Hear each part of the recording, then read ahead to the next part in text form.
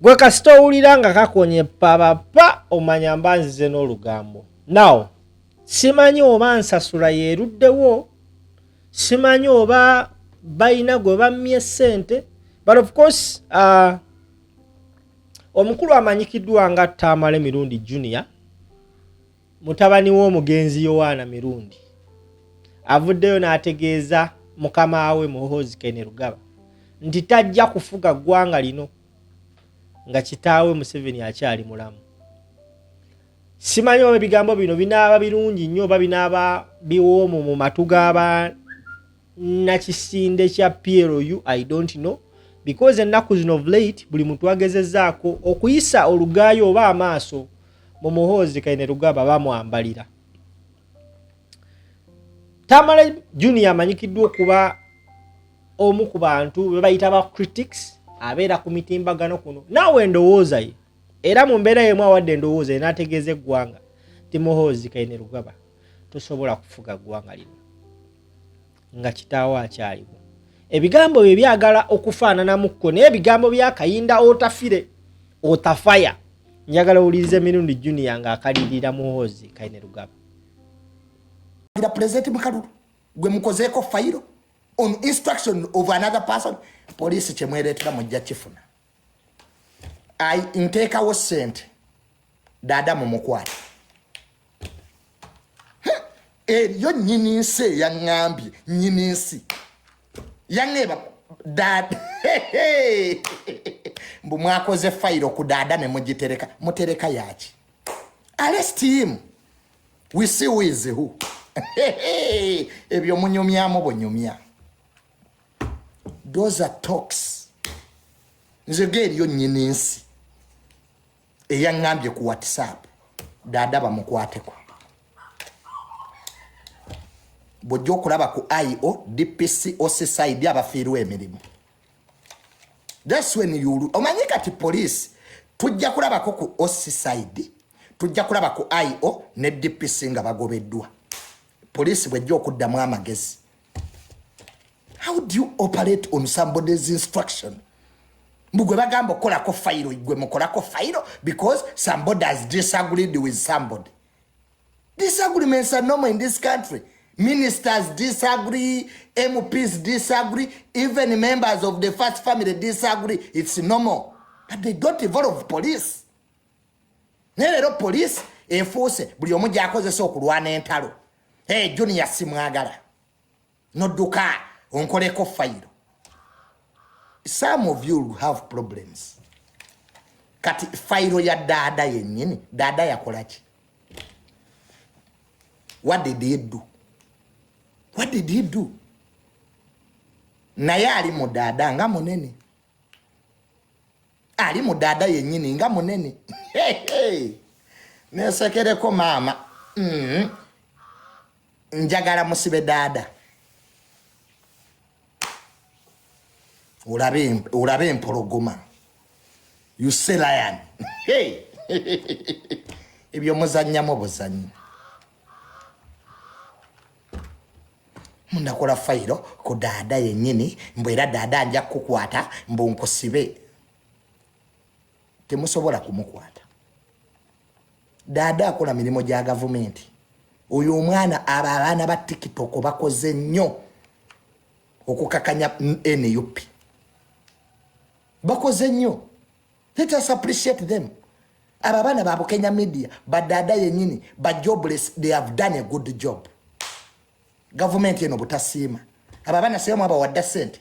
Muku terrorist ey'ekifere mugitotte wa president mutaddemu abantu bamwe babawadde million 2. Nze mwanteekamu. Temwanzijaako erinnya lyange ku list yagende wa president. Saakola mu kalulu. Did you give me money? Abulamu, you boys kyemunoonya mujja kifuna. Twakola mu kalulu. We worked. Everybody saw me. We baatuuka okukola list egende wa president. Nze banzijjako. They removed my name. Kati bajja batwebajjaggalirako. Ffe baatuwadde. Ffe abayimbi baatuwadde. Abayimbi mulooza muli bakitalo mu ggwanga lino. I don't know what's wrong with musicians. You think you are very important. Ngate temuli. Ine gwanga lina ba doctor. Abali mukujjanja abantu emulago. We have engineers. Tuina abakyala abakera ku bakene beere enguudo. Abakera ku bachasa 11. Nabayimbi simanyi lwaki mulowooza muli ba kitalo. You think you are very important. Ate government eno yebataddemu. Naye General Salenga bwe yabata. Ne president ajja kubata. Get it from me. You are in your last days. Mwali manye wa General Salenga mulivaayo. General Salenga kyamunyomeza by'abayimbi. Luliba promota temwagenda n'abakuba emego. People tired of you. Musabiriza ne mutuukako we mukoma. Mwe buli kalulu mwe abafuna sente. Same names. Every election mwe abafuna sente. Abalala tulimbwa tetutegeera. Nze njagala nnyo President Museveni. Lwansonga ezo. President Museveni yayagala nnyo taata wange. The president loved my dad. That's why I support him. Nze taata wange bamujjanja bisobokadde 200 million. Ebbanga lyamalanga mulwadde. It is the president who paid. Empulira abasiro. Omuyembe gundi yakuyamba yanyambirawa. Sete zali za Museveni. The money that treated my dad was for the president. Tezava wa muyembe nobu. Okuwa seto zilete mu ddwaliro ziba zizo. Please. Sagala kumanyira. Please. Don't joke around with me. Omunaga nti kwata sete zino zitwalire gundi. Kati awo ziba zizo because you delivered. Even Chirunda brought money. The state house controller brought the money. Kanula babu no butikitoko obunyamazi. Hey Junior, whereas omuyimbi gundi yakubeererawo, so what? Should I be blackmailed? Ebwe nadda mubambeereddewo nze nsi yonna embeereddewo. The whole world has been there for me. Kati bwe nadda mugundi ambeereddewo gundi nayogera ki?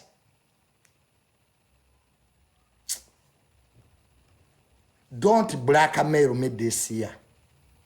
Mwago nusagala blackmail. I'm a very independent thinker. Nze sajja kolera muyimbi nogo. I'm not a spokesperson of any musician. Mayaba yimbi mwina akamanyiro. Junior byayogedde sibyagadde ngagwani. Ngagwani.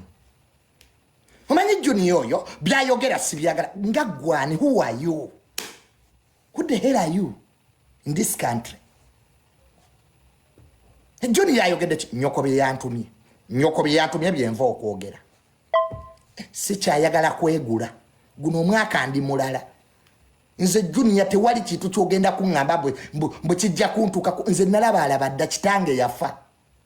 Nze sina kye neguya mu nsi eno n'ekyo. Let me tell you guys, you idiots out there, ffe bye twali tutyo tutuukako byatutuukako dda. Nze sikyalina muntu gwe neeguya anjagala atanjagala ndeke. Kitange namuziika. Kye kintu kye nali nsinga okwagala mu nsi. So nze oba oŋŋamba mbw'ogenda kunsiba mbusiba atonjagala. I don't give a shit. Seetaaga manya. Ebyo biyamba ggwe. Obadde ompaaki. Wano emotoka ogende wa president nga temuntwala. Junior ampunya bbiye bwe nnyina mu state house situuka. Ne mukukuta. Balaba bakukuta. Ogende wa president temuntwala. Mwagala era asigale nga mbakubira enduulu. Abayimbi muli b'amaanyi nakoowa. I got tired. Sikyayasamira abantu. Wano emujjayo sente mwafunye kusaasira wafunye $8,000,000 kasalini. You got 800 million. Kamiliyoni bakuwe billion number. Bebe kulo ino obuwumbi busatu 3 billion. Nze ninaki. What do I have? Ninachi Junior wabwe. Wadde zigula toilet papers zina. Kati nziraawo Mbunkubenda olumbu abayimbi muli mwapadde mmeka. Nze wano omuntu eyakwata ku sete yali Kenzo. Kenzo gave me money. Yakwata milioni 10 n'azimpa Kenzo oyo. Namugana angerira kawo. Nze teri alingoba ku Kenzo. Era Kenzo big up omusajja oyo yakwata milioni 10. Nangamba Junior, you have worked in this election. Sentences 10M Kenzo kati omungobeko twagala batwagala ensi kati abatwagala betwagala abatatwagala naffe tetubagala. If you love me I will love you. Zinako ebintu byokundingisa sikyali mwana muto ebyokumbezaawo nga kirolo. To use my name mwe mufune bye mufuna nze nsigalaawo nabikowa. Era kati mu government mpagira President Museveni na General Muhoozi, those two. Nze mu government ya Museveni nasigazaamu President Museveni gwe mpagira ne General Muke, those two.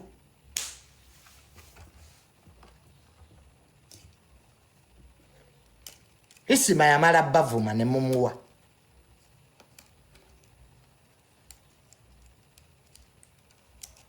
Nze kati njagala President Museveni na General Muhoozi bokabe empagiramu.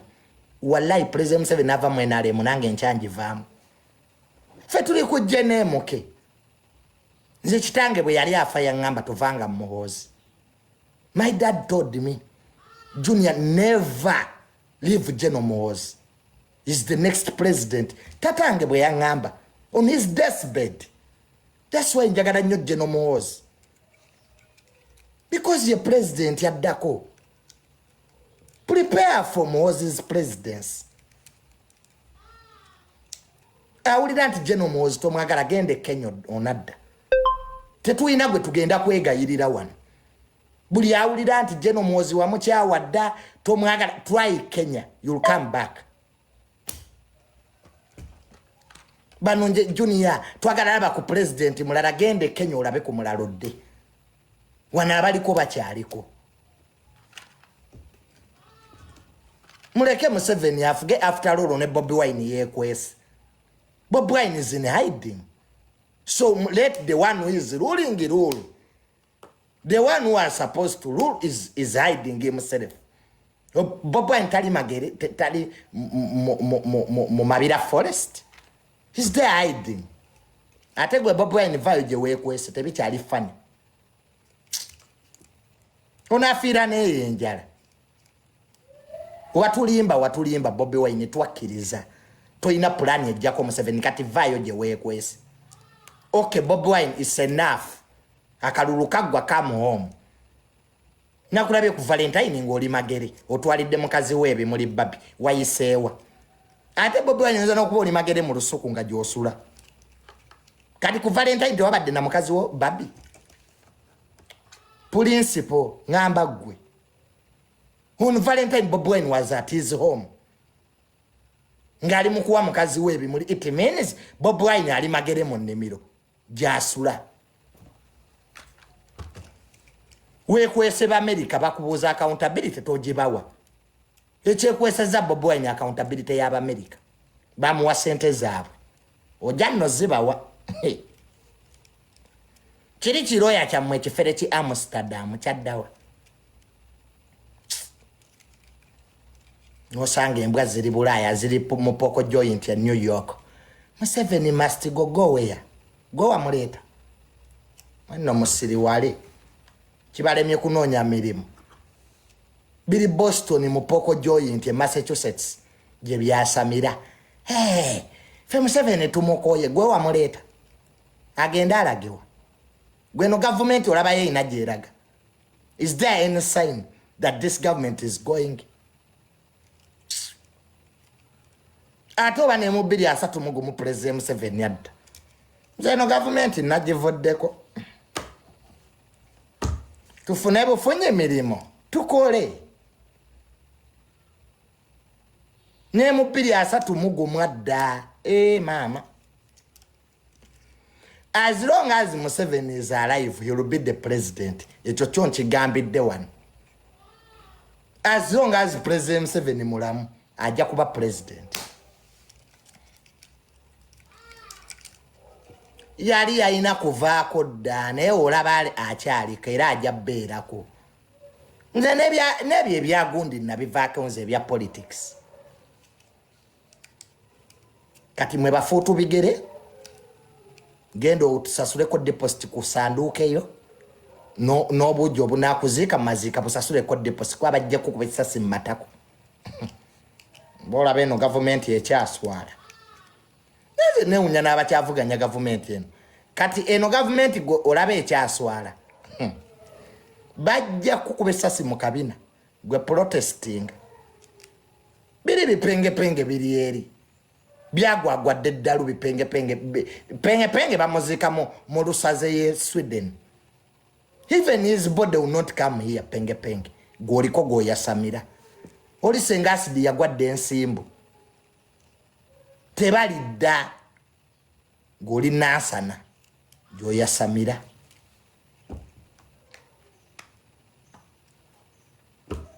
So luwira iti mumote oba mumota. Release the girl if you are releasing her. Temutuza mwebyo. Kale kyemumusibyeko kimala. It is enough. Tunabeera ku luwira iti. Oba mwamusiba mukolerako mawulire. Waina mwabayimbi woogira ogenda ggwanga ofunayo gweweerippako. Mama muluwira iti mumusibye. Release her. Ekyo nakyo kiveewo.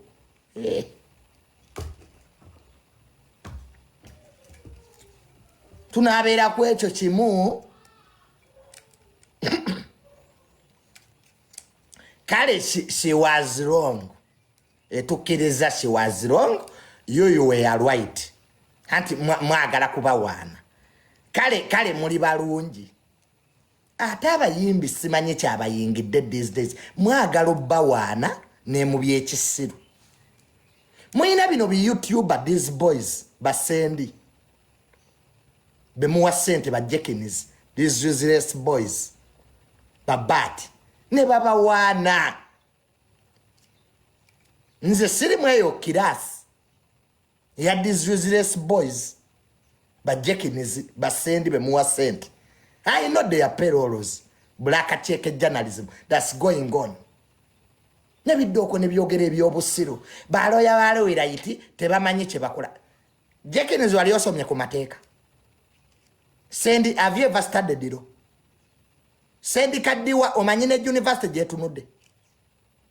You boys ono bati bamu deporting okuva South Africa talabirira baana. Is it the one who should teach us the law? No, let us be serious here. No sange mbwange etudde. Baloya baluwira iti tebamanyi kye bakola. Are you a lawyer?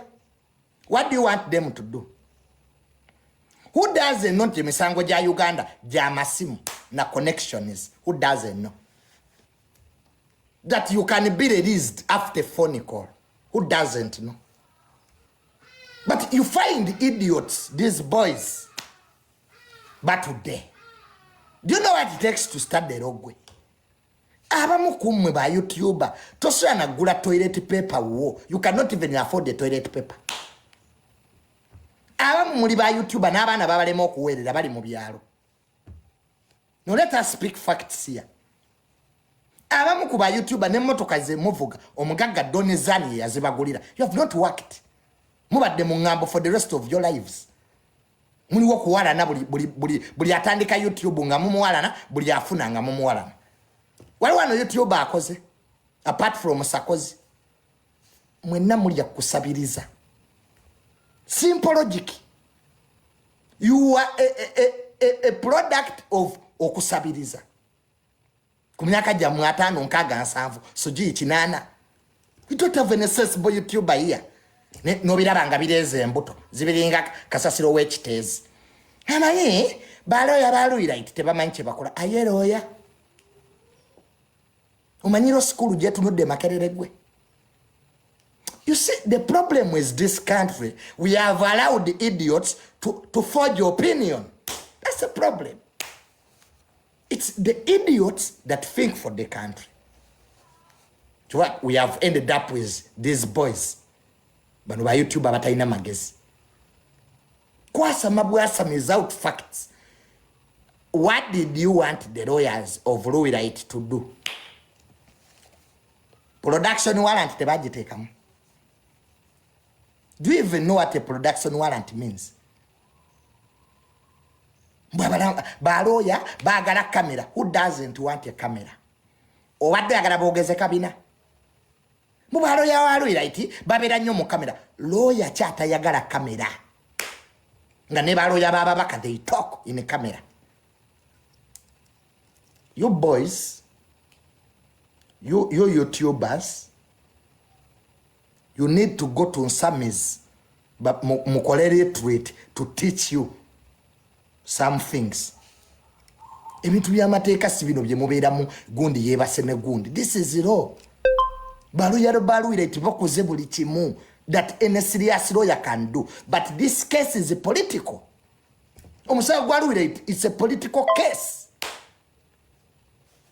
Tekuli mu bebe kulu yeka. They are even as a big people. Abaga Baluirite mbu yabavuma yabawagira mu kalulu. It's a case that has very many big players. Kati oyagala lawyer akunamira omulamuzi. You want the lawyer to first unaddress himself. Otegere nti alina kyakola. I saw these girls. No mukazi yesiba akakaya. Mbuna yayogera ku mateeka as who? Gwedda mu hijabu. Ebyalo bireke. I saw this woman yesiba obukaya. Hello, nabo tebamanyi kye bakola. Please. Gwedda mu hijabu Nelson. Umanyi mwe ba YouTuber, nobody can rectify you apart from me. Nze mwafunanga kirabo. Nja bagolola. Ebyo bye mubeeramu mbu mutemunjagala mbadde mu mpaaki. I have spent a year without talking to Nalian food. I'm a rich man.